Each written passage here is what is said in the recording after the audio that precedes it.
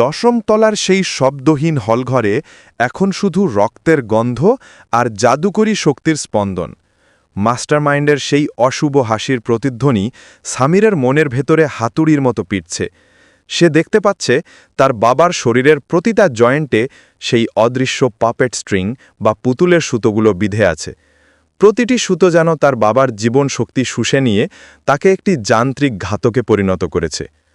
সামিরের বাবা নীল আগুনের চোখ দুটো এখন শূন্য। তিনি আবার তলোয়ার তুললেন। এবার তার আক্রমণ আগের চেয়েও দ্রুত এবং প্রাণঘাতী। তুষার তার নতুন ট্রুথ সাইট ব্যবহার করে সামিরকে মানসিক বার্তা পাঠালো, মাস্টার, ওই সুতোগুলো সাধারণ কাপন দিয়ে কাটা যাবে না। ওগুলো কাটতে হলে আপনার তলোয়ারে জীবন এবং মৃত্যু, এই দুই শক্তির সূক্ষ্ম ভারসাম্য আনতে হবে। একটু ভুল হলেই ওনার হৃৎপিণ্ড থেমে যাবে। 1 ঘন্টার সূক্ষ্ম অস্ত্রোপচার, তলোয়ার যখন কাচি। সামির মায়া ও ঈশানের দিকে তাকিয়ে মনের মাধ্যমে সংকেত দিল। ঈশান তার নীল বিদ্যুতের তলোয়ার দিয়ে আরিয়ান সিনহার চারপাশে একটি বিদ্যুতের খাঁচা তৈরি করল, যাতে তার গতিবিধি কিছুটা সীমিত হয়। মায়া তার বাঁশি থেকে নীল আলোর তরঙ্গ ছড়িয়ে দিল, যা সেই অদৃশ্য সুতোগুলোকে দৃশ্যমান করে তুলল। সামির তার ড্রাগন বোন তলোয়ারে শ্যাডো ম্যানিপুলেশন আর সোল ইটার শক্তিকে অদ্ভুতভাবে মেলালো।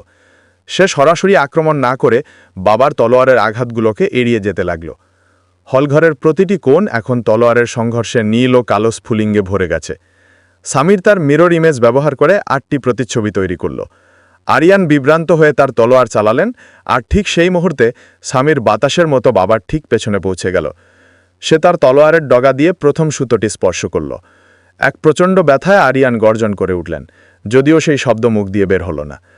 সিস্টেম নোটিস, প্রথম কন্ট্রোল স্ট্রিং বিচ্ছিন্ন হয়েছে। সতর্কবার্তা, আরিয়ান সিনহার জীবনশক্তি 10% কমে গেছে। মাস্টারমাইন্ড ওপর থেকে চিৎকার করে উঠল, থামা ওকে, পাপেট যদি ভেঙে যায় তবে টাওয়ারের ভারসাম্য নষ্ট হবে। মাস্টারমাইন্ড তার হাত থেকে কালো আগুনের গোলা ছুটতে লাগল। ঈশান নিজের জীবন বাজি রেখে সেই আগুনের গোলার সামনে ঢাল হয়ে দাঁড়ালো। সামির, তুমি কাজ চালিয়ে যাও, আমি এই শয়তানকে সামলাচ্ছি। পিতার চেতনা এবং শেষ সুতো। দীর্ঘ 1 ঘন্টার লড়াই আর নিখুঁত নিশানায় সামির একে একে 9টি সুতো কেটে ফেলল। এখন বাকি আছে শুধু শেষ সুতোটি, যা সরাসরি আরিয়ানের হৃৎপিণ্ডের সাথে যুক্ত। আরিয়ান সিনহার নীল চোখ এখন ধীরে ধীরে ম্লান হয়ে আসছে। হঠাৎ তার চোখের সেই পৈশাচিক আভাব মুছে গিয়ে এক গভীর মমতা ফিরে এলো। তিনি সামিরের দিকে তাকালেন, তার ঠোঁট নড়ল, কোনো শব্দ বের হলো না, কিন্তু সামির বুঝতে পারল বাবা বলছেন, মেরে ফেল আমাকে সামির, এটাই একমাত্র পথ। সামিরের চোখের জল গড়িয়ে পড়ল, সে তার তলোয়ারটি সজোরে আঁকড়ে ধরল। তুষার তখন তার ড্রাগন সাইড দিয়ে সেই শেষ সুতোর কম্পন শনাক্ত করল। আমি আপনাকে মরতে দেব না বাবা, সামির চিৎকার করে উঠল। সে তার তলোয়ারে ড্রাগন বোনের সমস্ত উষ্ণতা জমা করল। সে তলোয়ারটি আরিয়ানের বুক বরাবর না চালিয়ে তার মাথার ঠিক ওপরের শূন্যস্থানে এক বিশাল ঘাত করল। এক প্রচণ্ড শব্দের সাথে শেষ সুতোটি পুড়ে ছাই হয়ে গেল। আরিয়ান সিনহা জ্ঞান হারিয়ে সামিরের কাঁধের ওপর পড়ে গেলেন। তার শরীর থেকে সেই কালো বর্মটি ধোঁয়ার মতো উড়ে গেল। নবম সিল এবং মায়ের মুক্তি। মাস্টারমাইন্ড যখন দেখল তার পাপেট হাতছাড়া হয়ে গেছে, সে ক্রুদ্ধ হয়ে নিজের আসল রূপ ধারণ করল। সে এক বিশাল ছায়া দানব, যার পিঠে 6টি ডানা। সে সামিরকে শেষ করতে ধেয়ে এলো। ঠিক সেই মুহূর্তে আরিয়ানের অচেতন শরীর থেকে এক উজ্জ্বল সোনালী জ্যোতি বেরিয়ে তুষারের কপালে আঘাত করল। আরিয়ানের অ্যানশিয়েন্ট কিং ক্ষমতার শেষ অবশিষ্টাংশ তুষারের নবম সিলটি মুক্ত করল। অভিনন্দন, বিস্ট তুষারের নবম সিল মুক্ত হয়েছে। তুষার নতুন রূপ অর্জন করেছে, গ্যালাক্সি ড্রাগন টাইগার। তুষার নতুন ক্ষমতা অর্জন করেছে, টাইম ফ্রিজ, 5 সেকেন্ডের জন্য সময় থামানো। Samir level up, level 190। তুষার তার নতুন ক্ষমতা ব্যবহার করল। পুরো হলঘরের সময় 5 সেকেন্ডের জন্য থমকে গেল। মাস্টারমাইন্ড বাতাসের মাঝখানে পাথরের মতো আটকে রইল।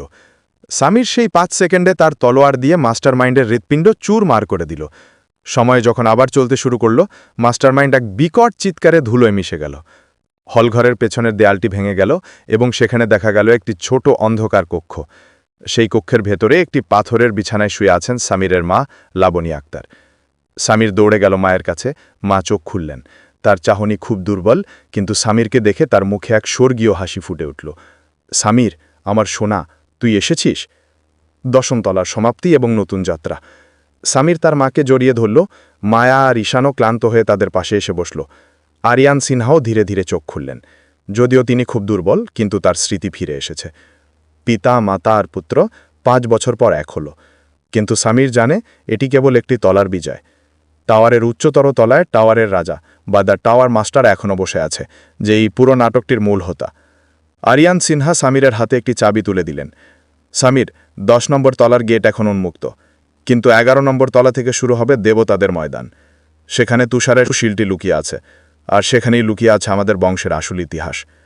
সামির তার বাবা মায়ের হাত ধরল, সে তুষারের দিকে তাকালো। তুষার এখন এক বিশাল বাঘের মতো দেখতে, যার ডানাগুলো নক্ষত্রমণ্ডলীর মতো জ্বলজ্বল করছে। সামিরের লেভেল এখন 190।